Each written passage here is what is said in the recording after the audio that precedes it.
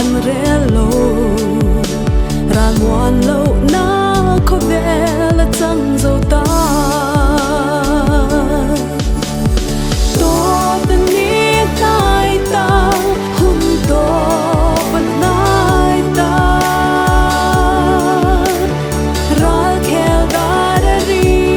e hringmi zaleng ta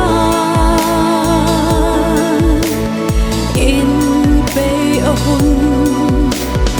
INPEIH A HUN ta Chhandamna kawng zawh turin hun reya awmlo I Chhandamna turin tlan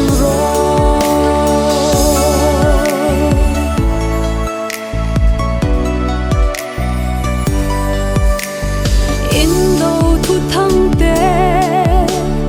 leng in ram tin na phang lung ngai na tui phô ni dim reng an nei lo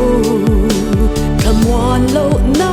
kho vel chang zo ta to ta ni tai ta hun to ban nai ta Ralkhel da ri e hringmi zaleng ta INPEIH A HUN INPEIH A HUN ta Chhandamna kawng zawh turin hun reya awmlo I Chhandamna turin tlan